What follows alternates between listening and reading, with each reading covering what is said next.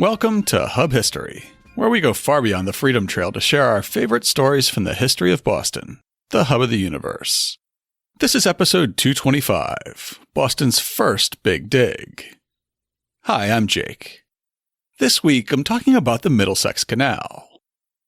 In the last decade of the 18th century, a group of investors turned a crazy idea into reality.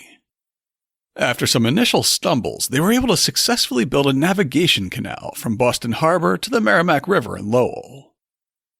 In an era before highways and airports, it became the first practical freight link between the markets and wharves of Boston and the vast interior of New England and central Mass and New Hampshire. However, its perceived success was short-lived, with the coming of the railroad spelling doom for the canal business. Stay tuned to learn how the Middlesex Canal, against all odds, became an unparalleled feat of engineering, while remaining a commercial failure. But before I talk about Boston's first big dig, I want to pause and thank everyone who supports Hub History on Patreon. These are the loyal listeners who make it possible for me to keep making this show, and to keep it free for everyone to listen to. At a time when more and more shows are becoming exclusive to a single app like Spotify, or even charging listeners to listen through an app like Luminary or Apple's new paid podcast subscriptions, it's important to me that anyone can listen to this show with any app at no cost. Until recently, podcasts had always been free to listen to, and I want to help keep it that way for my show at least.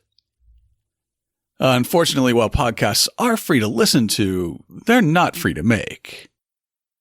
Producing an episode of Hub History means that I'll spend money on research databases, online audio processing tools, and a transcription service. And publishing that episode requires podcast media hosting and web hosting and security.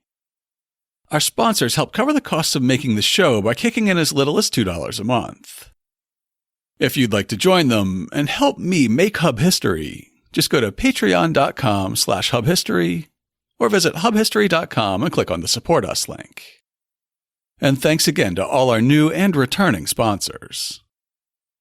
And now it's time for this week's main topic.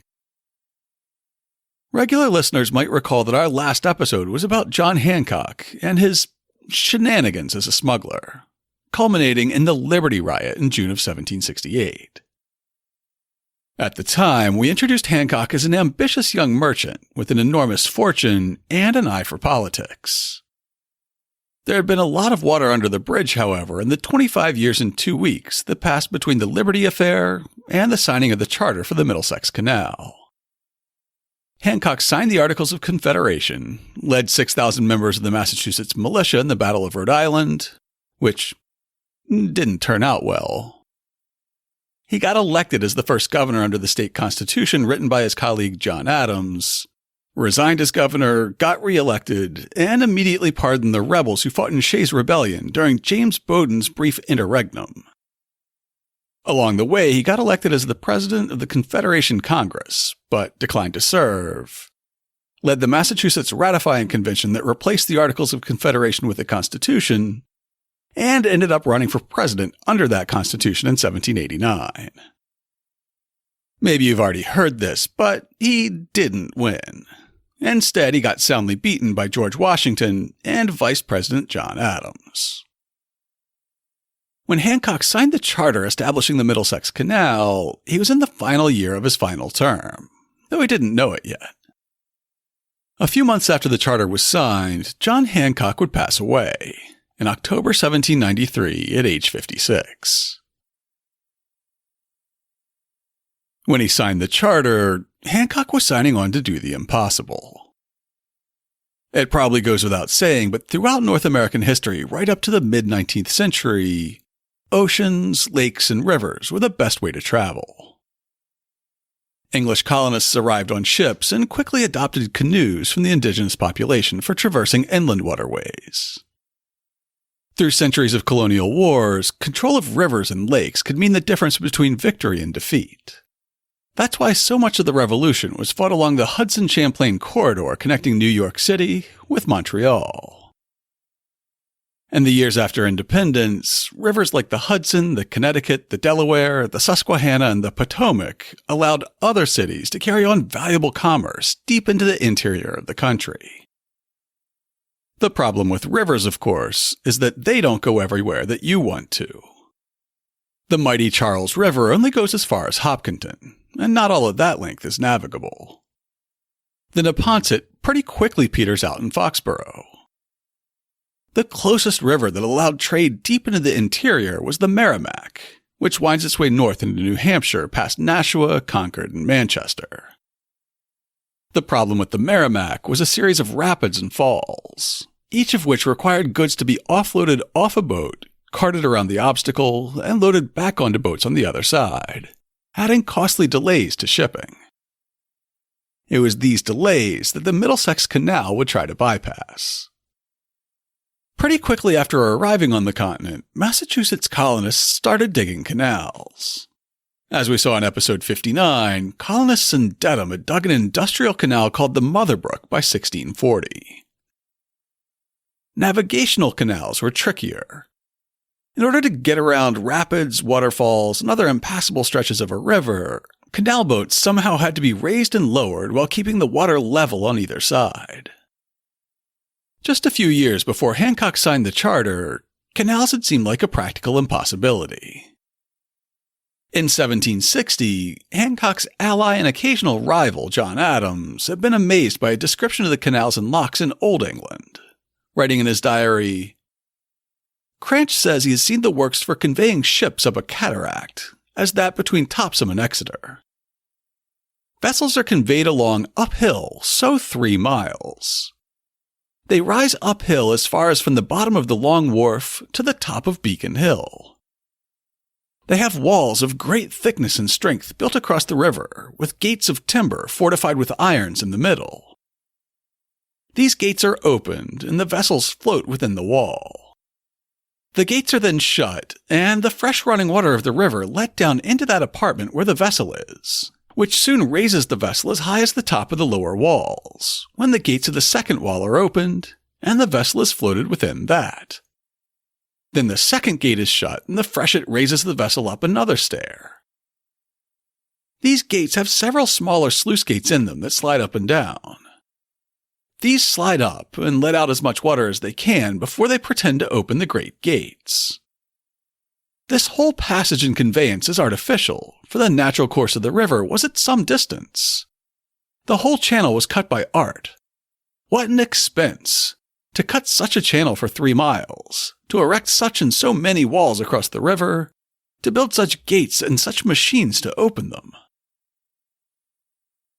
The first navigational canal in the U.S. opened along the Connecticut River in South Hadley in 1795. It had to traverse a 53-foot drop known as Great Falls. Instead of the locks that John Adams had described 35 years earlier, the proprietors of the South Hadley Canal used an inclined plane to raise and lower large flatboats on carts that kept them level, as water-wheel-driven chains pulled them up or down over the course of about 15 minutes. Before construction began on the Middlesex Canal, further small canals have been constructed along the Connecticut, in Turner's Falls, and in Bellows Falls up in Vermont, and a handful of canals were under construction in the southern states. None of these, however, could hold a candle to the Middlesex.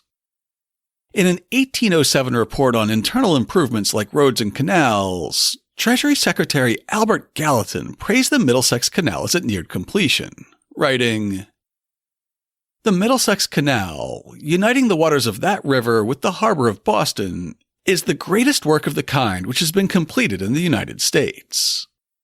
That canal, 12 feet wide and 3.5 feet deep, draws its supply of water from Sudbury or Concord River, a branch of the Merrimack, and from the summit ground extends 6 miles, with a descent of 28 feet to the Merrimack above the Pawtucket Falls, and 22 miles with a descent of 107 feet to the tidewater of the harbor of Boston. The descent to the Merrimack is effected by 3, and that to the tidewater by 19 locks. They are all 90 feet long, 12 feet wide, of solid masonry and excellent workmanship. In order to construct this canal that would eventually connect Boston with Lowell, the proprietors would have to overcome a lot of obstacles. But it'd be worth it. The canal would benefit both Bostonians and New Hampshireites, by making trade between them easier and more economical. The only loser would be Newburyport at the mouth of the Merrimack, which would dwindle in importance. For the first time, the canal would make it cost-effective to ship granite from Chelmsford to Boston, where it was prized for its light, almost white color, compared to the granite that had been previously available. Soon, Quincy Market, MGH, and many other majestic public buildings were built of Chelmsford stone. The canal would carry animal hides trapped in Maine, as well as the tree bark harvested in New Hampshire that was used to tan them. Farm products like cheese, butter, fresh and salted beef and pork, flour, cider, and hay could be sold for a profit at Boston's Haymarket. Manufactured goods were sent up the canal from the port of Boston, and later sent in both directions from the new mills at Lowell. Inland farmers got access to cod, salt, and other foodstuffs that couldn't be produced locally. Imported building materials like lime and plaster went up the canal, and timber came back down. Huge timber harvests could be floated down the Merrimack's tributaries, down the main river, and then down the canal, as noted in an article from the Medford Historical Society. In the beginning, Medford was to be the natural terminus of the canal. Boats and barges would continue down to Boston by the Mystic River. This made it possible for lumber from New Hampshire forests to come immediately into the village for the use of the new shipbuilding industry. This important industry flourished in Medford for a quarter of a century after the passing of the canal. Brick from the Medford brickyards went up the canal and helped to build mills in Lowell and New Hampshire. Who knows how many private houses up country were built with the same bricks which came out of Medford's clay pits. Along with bricks, the canal would carry machine parts to Lowell, where enormous textile mills were built to harness the very rapids and falls that the Middlesex Canal bypassed. It would carry raw wool and cotton to the mills, and carry finished cloth and garments back to Boston's port. It would even carry the components of the first locomotive for the Boston and Lowell line that was assembled in Lowell and eventually drove the canal out of business. Before all that potential could be realized, however, somebody had to dig the canal. The charter that John Hancock signed 228 years ago this week established the company that would take on the project, and it named the officers of the company.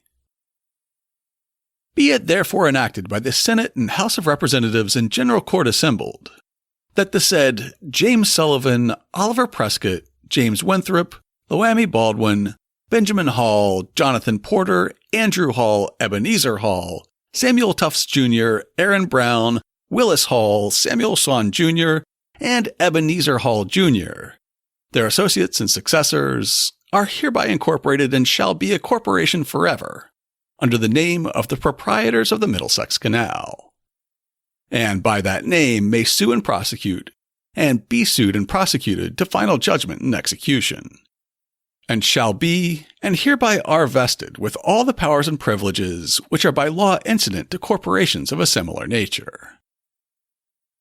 Corporations were still a fairly new invention at the time.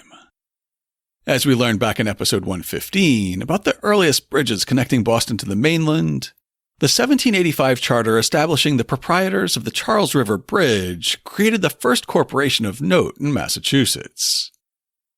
Now, less than 10 years later, another public works program would be carried out by a new corporation. Surprisingly, although the charter gives the corporation the name Proprietors of the Middlesex Canal, nowhere does it specify what exactly the company's supposed to do. It doesn't say what the canal's meant to be used for, or where it would go to and from.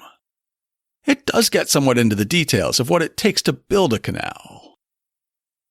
Provided that whereas it may be necessary in the prosecution of the foregoing business, that the property of private persons may, as in the case of highways, be appropriated for the public use.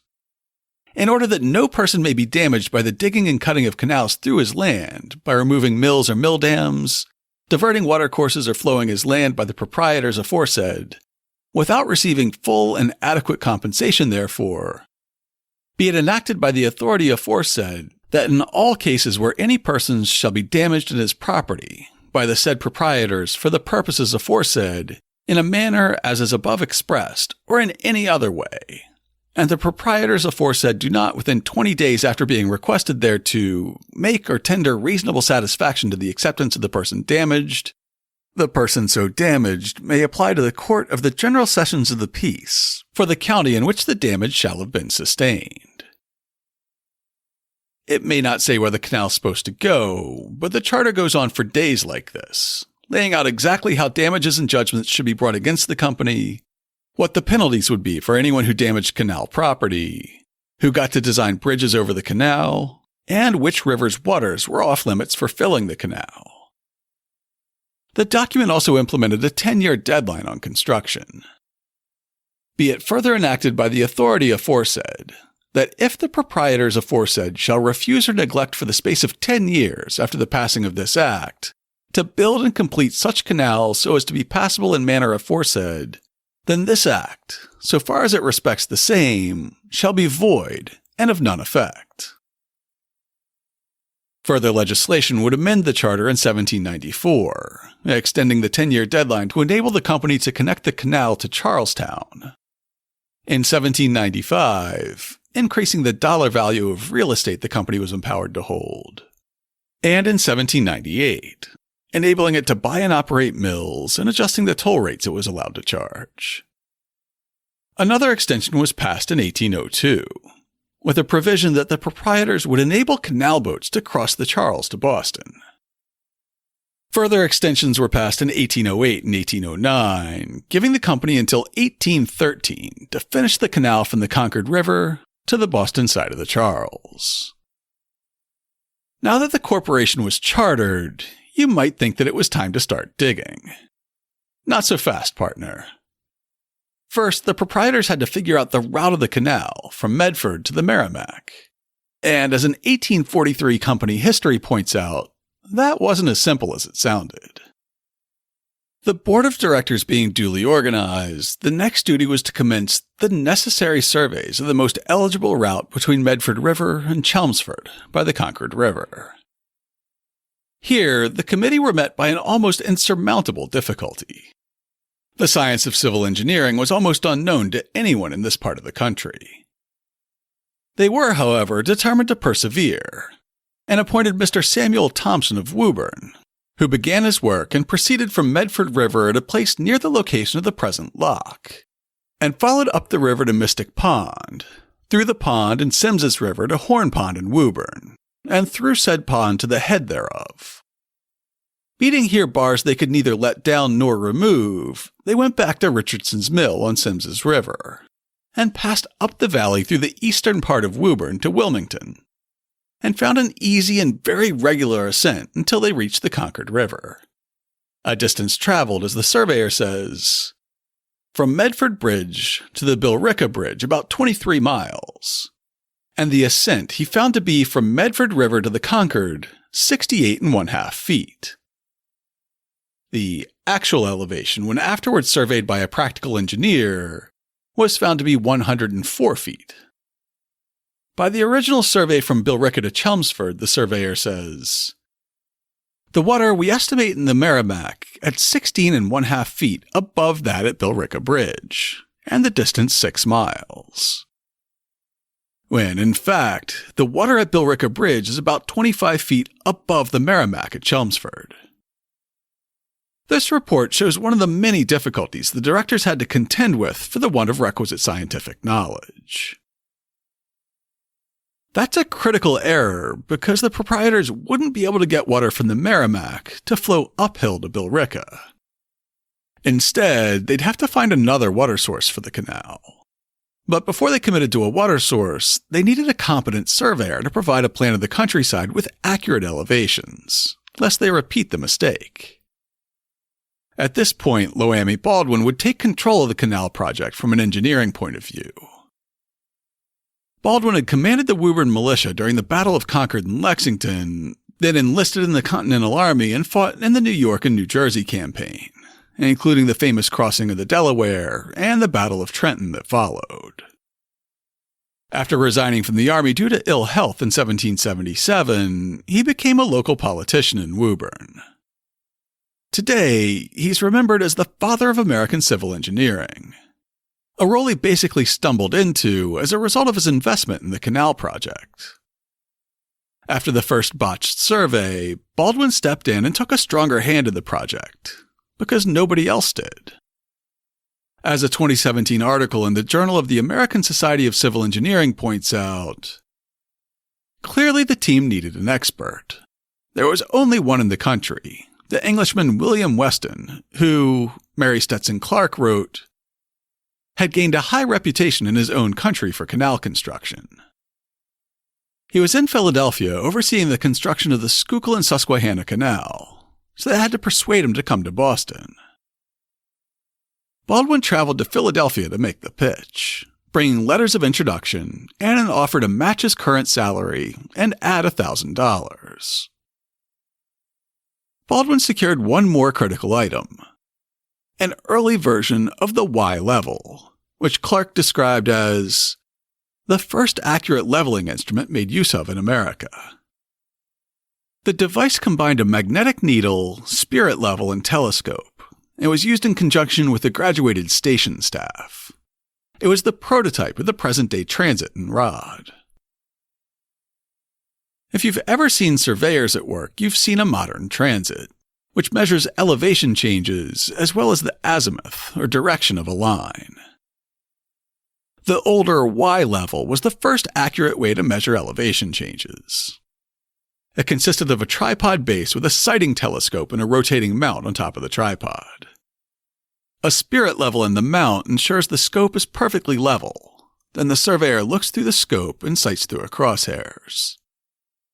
Two assistants hold staffs firmly to the ground with hash marks indicating their height. The surveyor first sights on one staff, noting that his scope is level with, say, the 3-foot hash mark.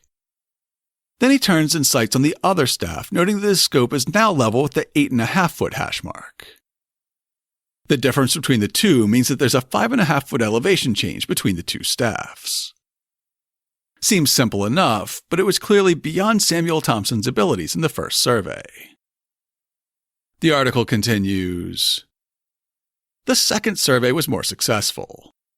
Weston's report in 1794 argued that the ground he and Baldwin surveyed was extremely favorable for cutting, being chiefly sand and peat. And though in some places rocky and irregular, yet I know of few or no instances of canals of the same length and crossing the country in a direction perpendicular to the natural course of the waters that are conducted in ground as favorable as this. He proposed two routes, an eastern one through Reading and Stoneham, and a western one through Billerica. The eastern route would have been cheaper, but the western one was closer to towns in the area, and hence easier to connect to roads. Moreover, the western route was 3/4 of a mile shorter, and the planned locks could be built closer together, making passage through them faster for boats. This is the route that the Canal Board chose. In a paper read before the Medford Historical Society in 1902, Moses Witcher Mann notes that the Concord River would be the ultimate water source for the canal. 11 streams of various size flowed across, and all but one below its course. The Concord River at North Billerica crossed it at grade, and being at its highest level, would supply it in either direction with water. From its Concord River crossing, the canal would drop 25 feet in 6 miles to its northern terminus in Lowell, and it would drop 106 feet over 22 miles in the other direction, to Charlestown. In an era before steam power, the work of building the canal fell to men and horses. And as the article in the Journal of the American Society of Civil Engineers points out, it was often subcontracted. In a young country such as the United States, there was little in the way of professional labor. Most of the work was done by landowners who had property along the canal route. They enlisted their brothers, sons, friends, and neighbors. A 1991 pamphlet from UMass Lowell's Center for Lowell History similarly notes, at the time of construction, the available labor pool was small. The area was thinly settled, and most people were farmers, unable to leave their lands for extended periods. In many cases, landowners were hired to complete the section of canal that ran adjacent to their property. Mann's paper goes on to describe what the finished product would look like and why it often wouldn't be easy for the neighboring property owners to build the canal themselves. Briefly described, the canal was a ditch 30 feet wide and 4 feet deep below its banks. Sometimes these were below the natural surface of the ground, but in many places, artificial embankments were required to preserve the various levels, of which there were 8. Between these latter, which varied from 1 to 6 miles in length, 16 locks, like huge steps, were built, overcoming a rise of 104 feet from Tidewater at Charlestown to the Concord at Billerica, and a descent of 26 feet to the Merrimack at Chelmsford. 5 others provided entrance into these rivers, and also into the Mystic at Medford, while suitable waste weirs were placed contiguous to the natural watercourses. Digging a ditch 30 feet wide and 4 feet deep is hard enough in clear soil, but once you add in rocks and boulders, of which plenty were deposited in Massachusetts during the last ice age, and once you add in the work of building up embankments above grade, we're talking about real work. Our Civil Engineering Journal article describes how this work got done. Pickaxes were needed to dig into tough soil. Large boulders and rocks constantly had to be hauled away by wooden stone boats or drags, which were flat, runnerless sledges usually drawn by oxen. A block and tackle arrangement with an ox or horse furnishing power was often used to lift stones from the canal bed. Meanwhile, the largest rocks were blasted with gunpowder, as dynamite had not yet been invented. 4 workers were injured when a gunpowder explosion went off too soon. The banks were built of earth brought in by horse-drawn carts. A crude railway of parallel planks was built to ease the cart's passage over rocky and muddy land. That's already an intense construction effort, even before factoring in the difficult problems of raising and lowering canal boats through locks, crossing the canal with bridges, carrying the canal across rivers on aqueducts, and constructing floating towpaths in Billerica and Charlestown. First, let's take a look at locks. The whole point of the canal was to bypass the falls and rapids of the Merrimack River, avoiding strong currents, and keeping the canal waters placid enough to allow boats loaded with 20 tons of goods to be moved by a single horse or pair of horses, as described in our 1843 company history. The velocity of the water extending from the outlets of the great ponds at Framingham, Wayland, and Natick, a distance of 30 miles or more, is so gentle that every substance not of the same specific gravity of the fluid must either float on the surface and be driven by wind to the shore, or be deposited at the bottom. The canal commences at Billerica Mills, and before reaching Woburn at Horn Pond, it passes through 3 levels of 12 miles distance. The first level is 4 miles, the second 2 miles, and the third 6 miles in length. The water being slow in its motion, they thus constitute to a certain degree 3 settling ponds or reservoirs. To keep the waters of the canal that placid, it was constructed with 20 locks over its roughly 27 miles.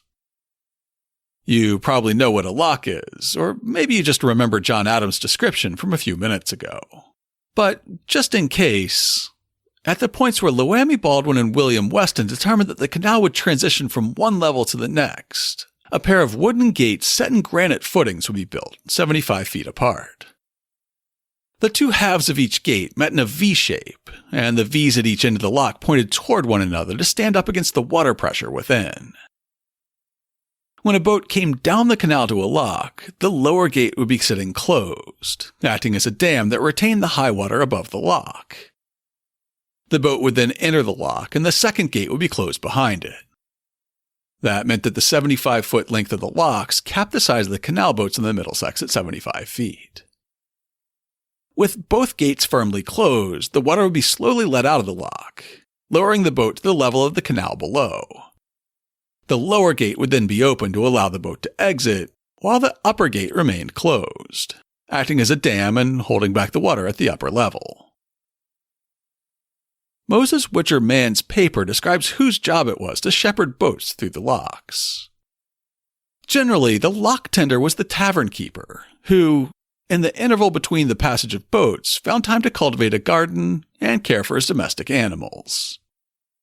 He had, however, to be on hand to answer the signal horn, and to repeat to his wife, who waited at the door, the boatman's shout of, "Dinner for 2," or "Supper for 4," as the case may be.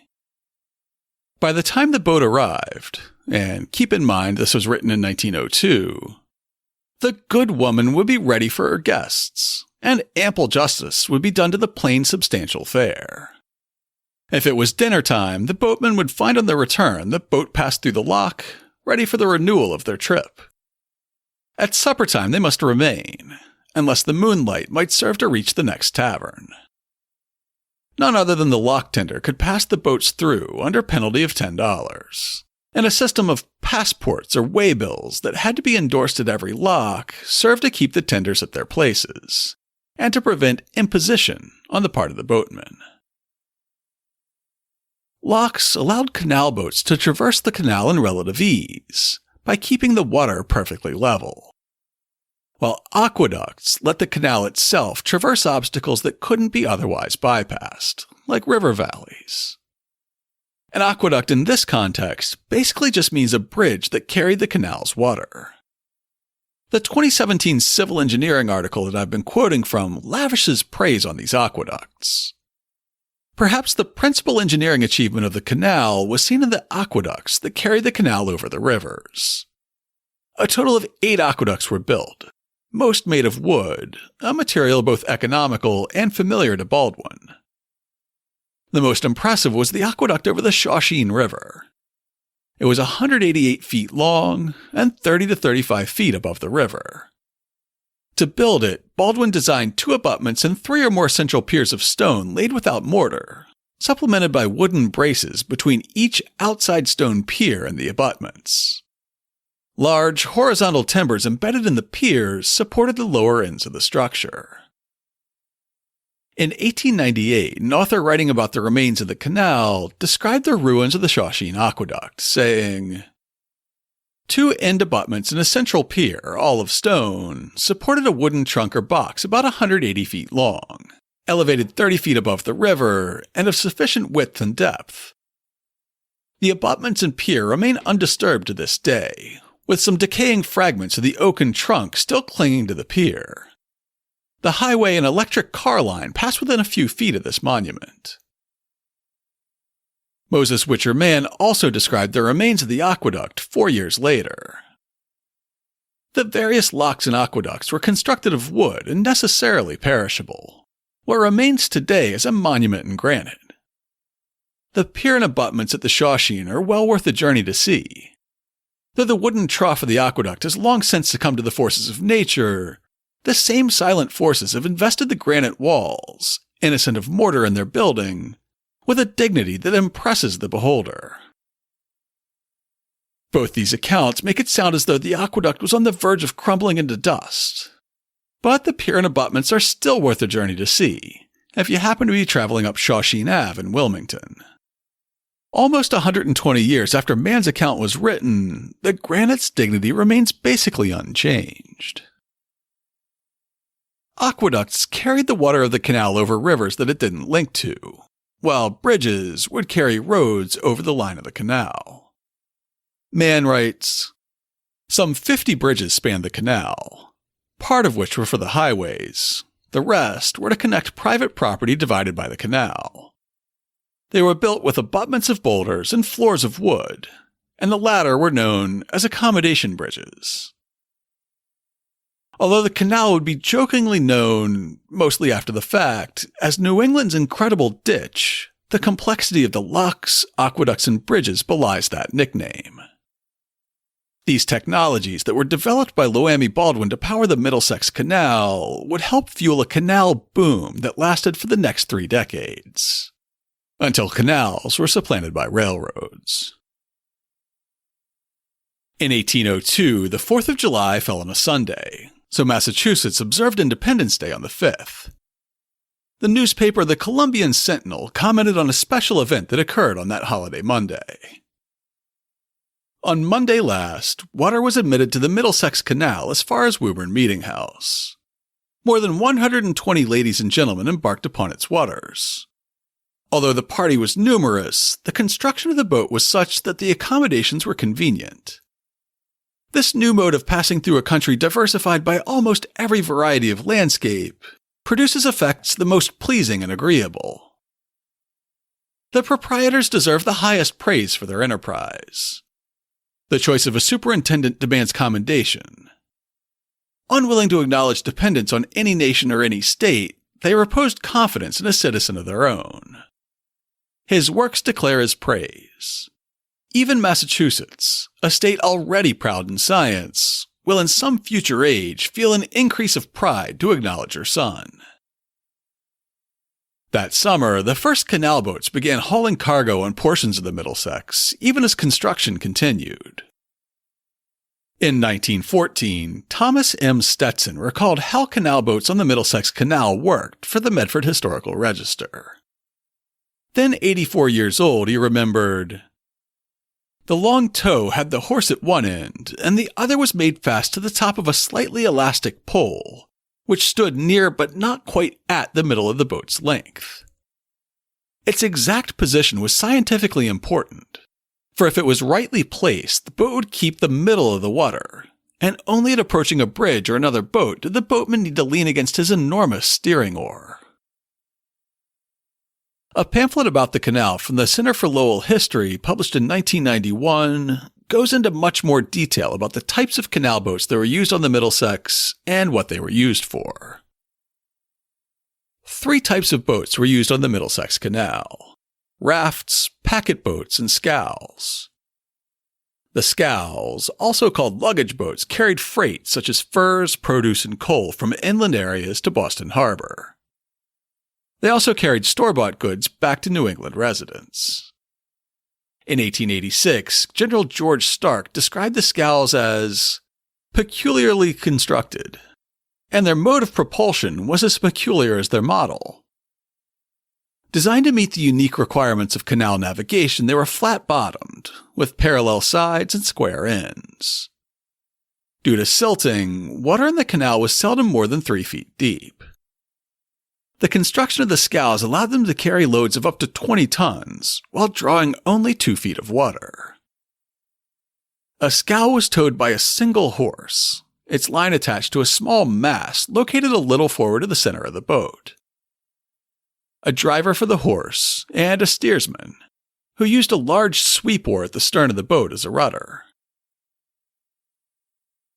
Lumber, much of which supplied the Charlestown Navy Yard and the shipbuilding yards on the Mystic River, was floated down the canal on rafts. While individual rafts, also called shots, could be no more than 75 feet in length, they could be joined together to form bands. These bands could reach up to 500 feet in length, and were unpinned when passing through the locks. Rafts were towed by a yoke of oxen. One yoke could draw 100 tons of lumber, a load that would have required 80 teams over land. Packet boats, which were towed by 2 horses, carried passengers. These boats were typically painted with bright colors. The George Washington had a red whale above a white waterline strip. The hull was painted black. The quarter railing was a bright red, the posts light blue, and the interior was orange. The cabin was large and comfortable with upholstered seats. At one time, 2 packet boats, the George Washington and the Governor Sullivan, both owned by the Middlesex Canal Corporation, operated on the canal, one leaving from each terminal every morning. Later, only 1 packet was maintained. Journeys on the canal were a popular summer pastime. Passengers often sat on the top of the packet boats in order that they might sightsee, and the towpath was a favorite place for Sunday afternoon strolls. 100 years after water was first admitted into the canal, Moses Witcher Mann wrote in 1902, "The shore of Medford Pond, or as it's now termed, Mystic Lake, was originally intended for the southern terminus, but the canal was built 6 miles further and ended at the Charlestown Mill Pond, special legislation authorizing the extension. But for this, the remaining distance would have been covered by the pond and the Mystic, or as then called, Medford River. Whether the shallowness of the upper river or its serpentine course caused the continuation of the artificial channel is unknown. Either way, the canal was completed to Charlestown by 1803.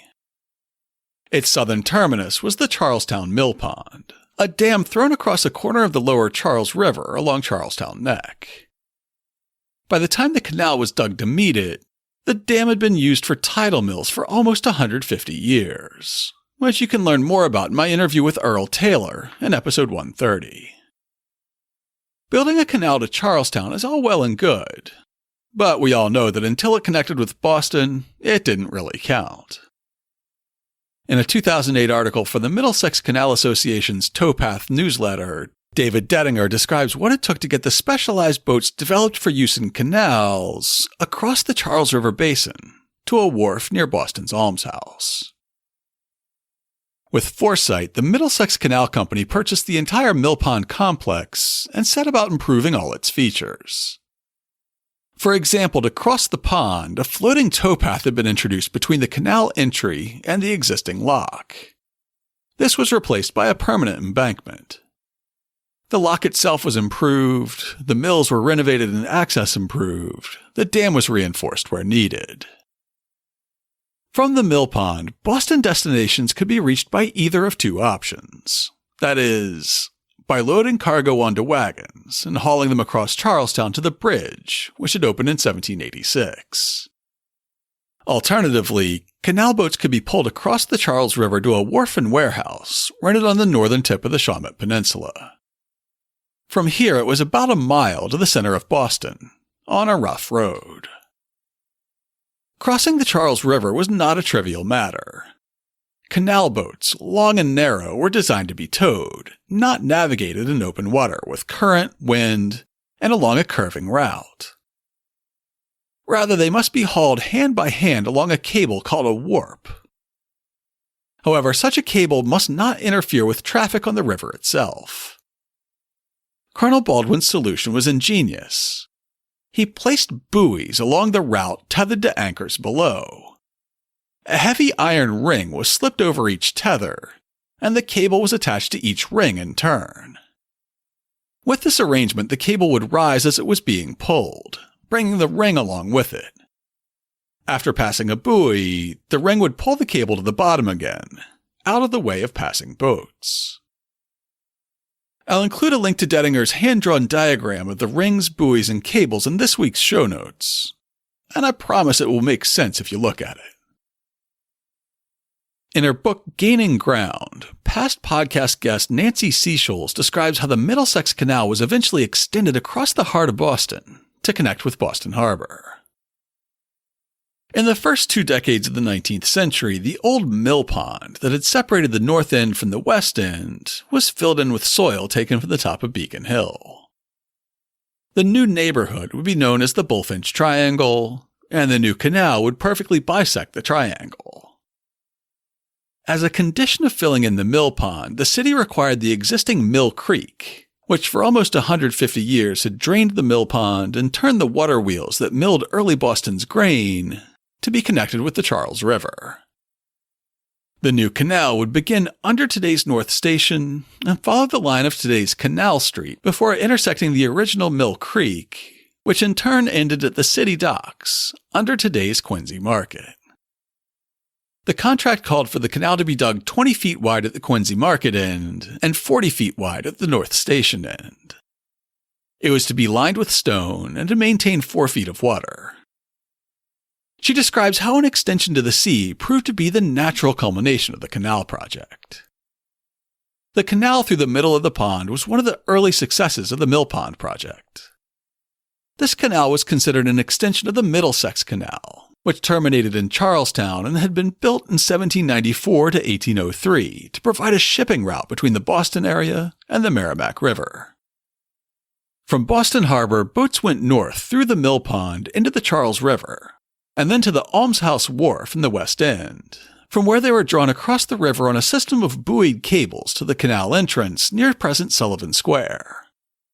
From that point, they could travel all the way to the Merrimack River, and via other canals, into New Hampshire.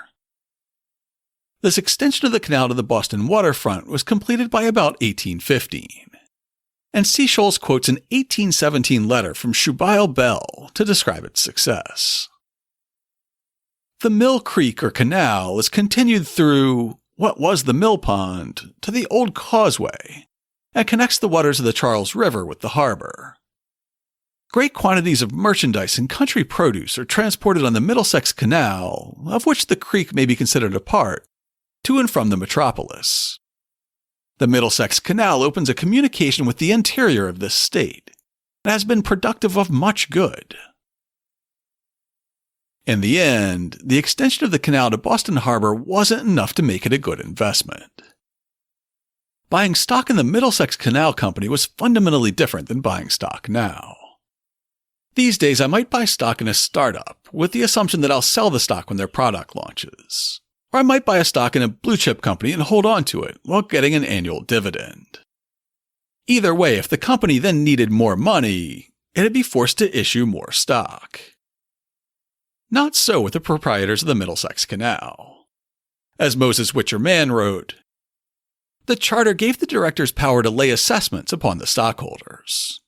This, from time to time, as the work progressed, was done, until over $500,000 were expended in its construction. That's right.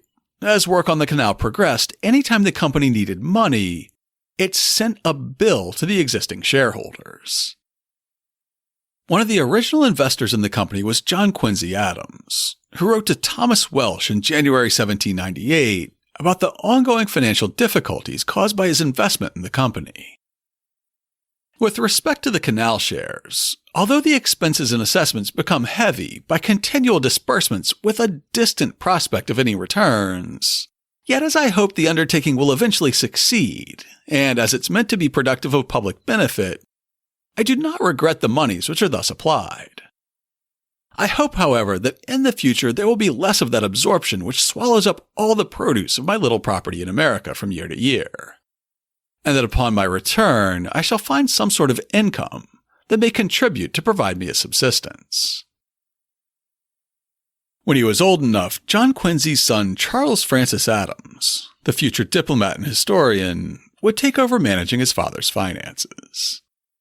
It would take decades before the Adams family's investment in the canal began to turn around. In January 1835, Charles noted in his diary, "Went out to attend a meeting of the Committee of the Middlesex Canal.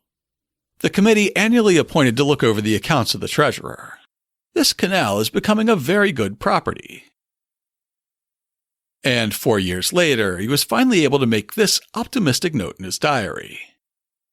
"I continued my work this morning and began to see light in my accounts by virtue of the annual dividend of the Middlesex Canal." The canal began to pay a small and slowly growing annual dividend in 1819.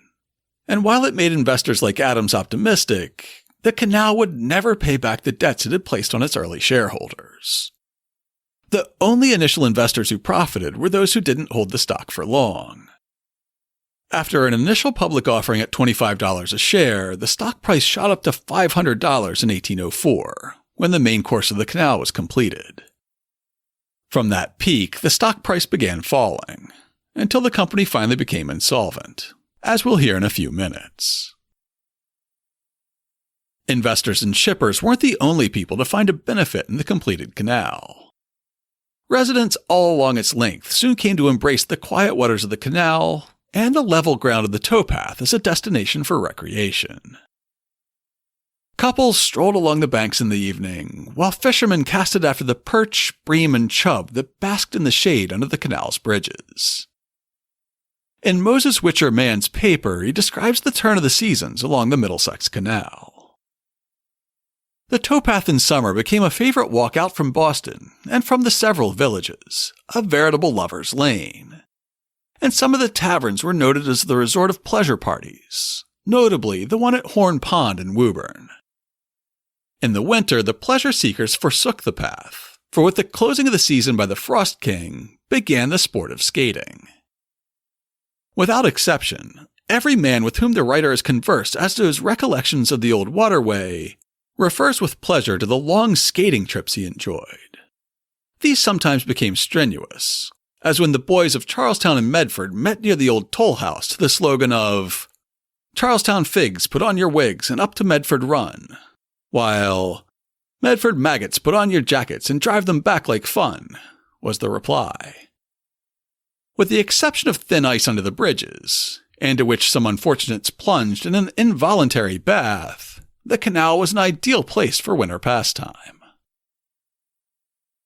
I couldn't find any primary sources describing it as I put this episode together, but in the past, I've heard about groups of skaters who traveled 10 or more miles at a time on this perfectly level and linear seasonal skating rink. In his 1914 reminiscence for the Medford Historical Society, then 84-year-old Thomas Stetson also fondly recalled his days skating on the canal. The Middlesex Canal in winter was very unlike the river. There was no danger in its currentless 4-foot water, no unfrozen margin. It always froze smooth and early, so that we were sure of skating on Thanksgiving Day.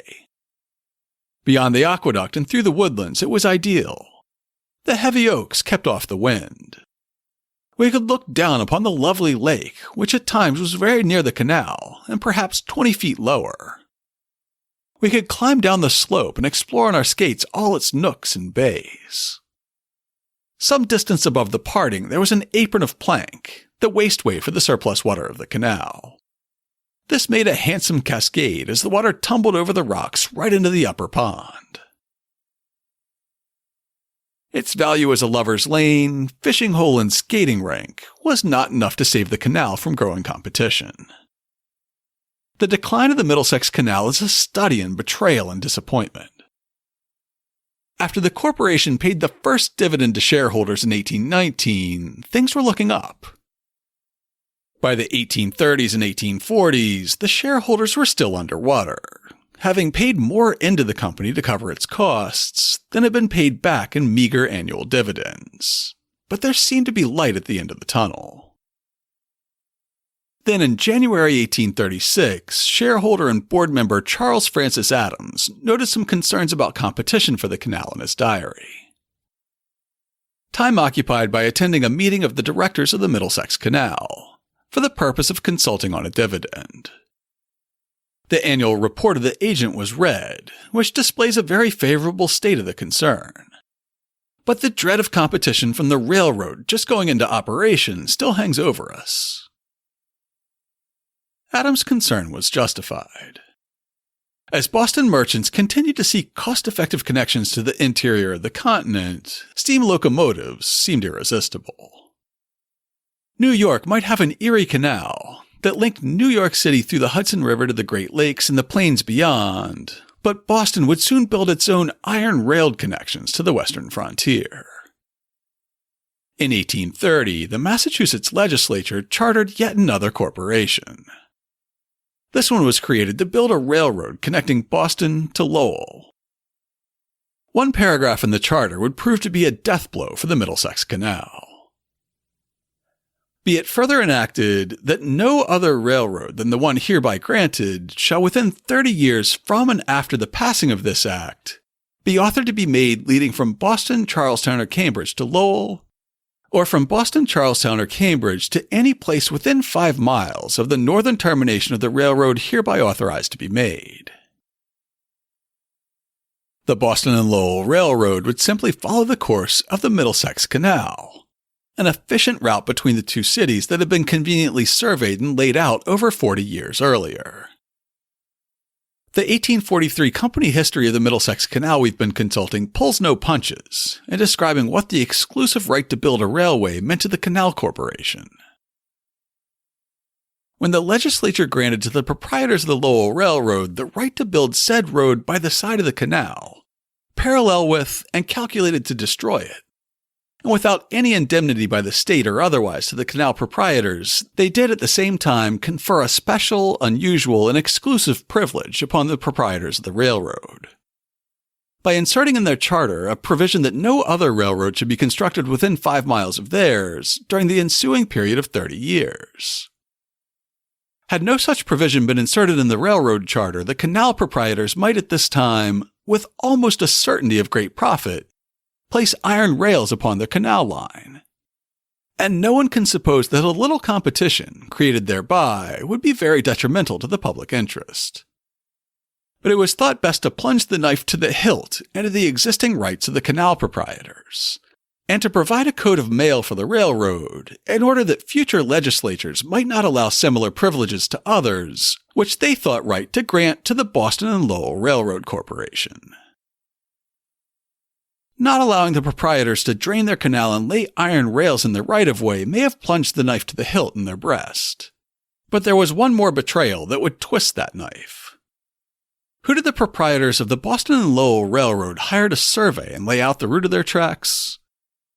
Loamy Baldwin's son, James Fowell Baldwin, would serve as chief engineer of the new railroad. He had trained as an engineer under his father and under his brother, Loamy Baldwin Jr., and later he'd been involved in one of the Commonwealth's first experiments with railways, the Western Road from Springfield to Albany, connecting the waters of the Connecticut River with the Hudson. Within just a few years, the writing was on the wall. Railroads were cheaper to build, cheaper to maintain, and could move freight for a cheaper rate per ton. Not only that, but spur tracks could push the terminal closer to the customer, cutting down on expensive carting to and from the canal.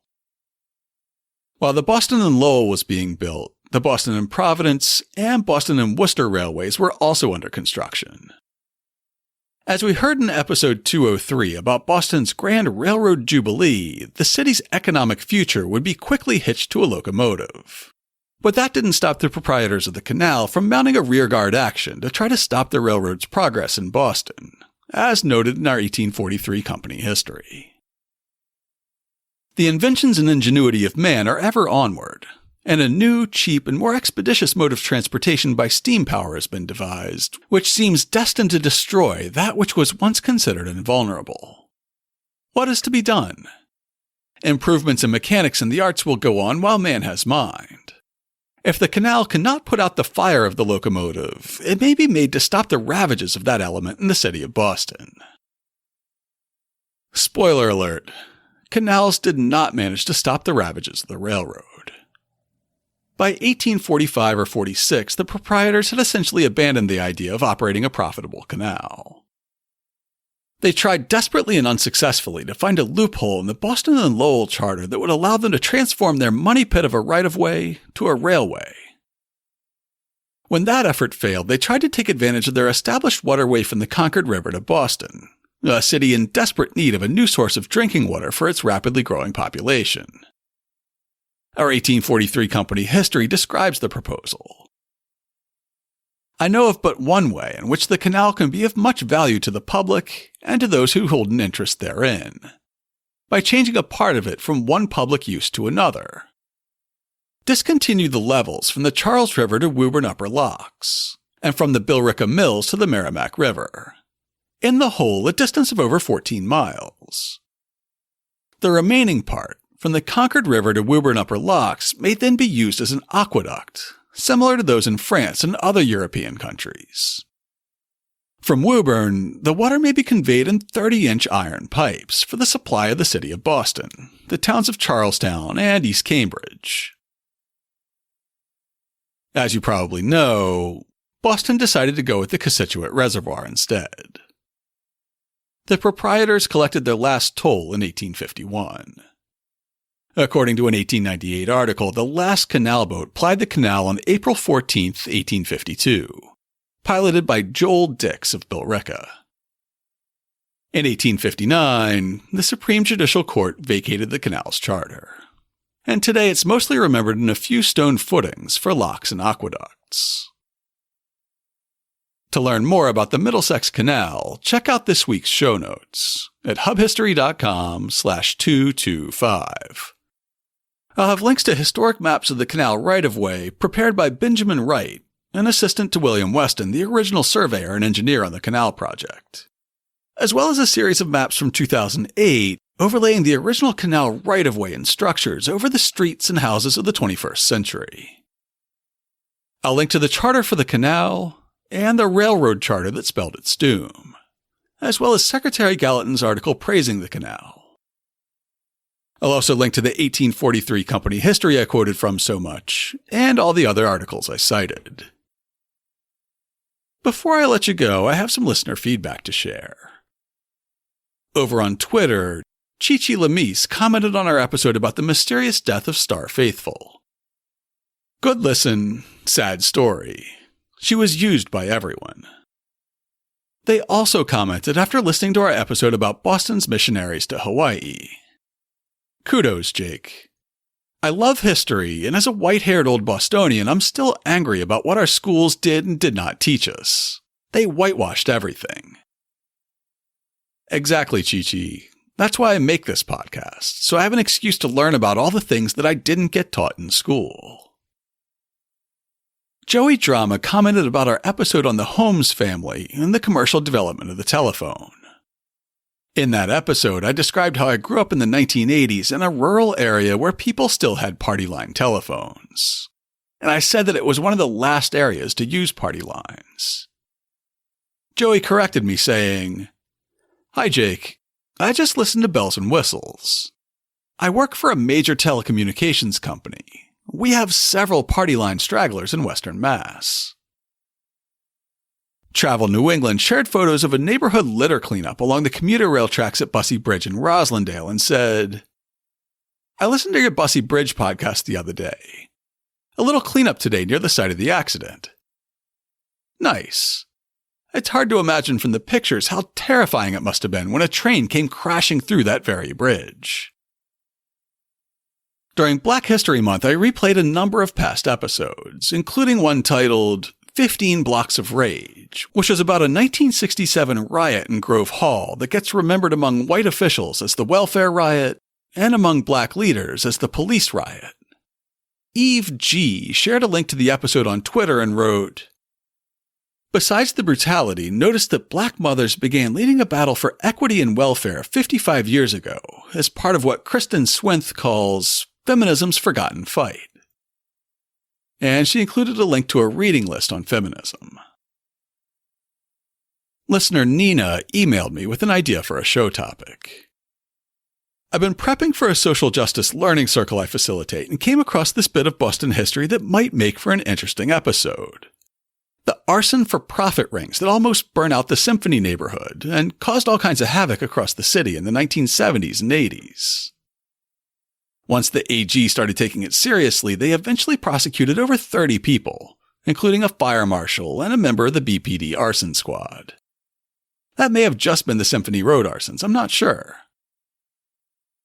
I thought that I already had this idea on the topic backlog, but when I did a bit of Googling, I realized that this was an entirely different serial arson case in the 1980s than the one that I had already been researching. I guess you might have to stay tuned for a mini-series about serial arson in Boston one of these days. We love getting listener feedback, whether you loved the episode or just liked it a lot. We're happy to hear your suggestions for show topics, corrections about the last party lines, and contemporary photos of historic locations from the show. If you'd like to leave us some feedback on this episode or any other, you can email us at podcast@hubhistory.com. We are Hub History on Twitter, Facebook, and Instagram.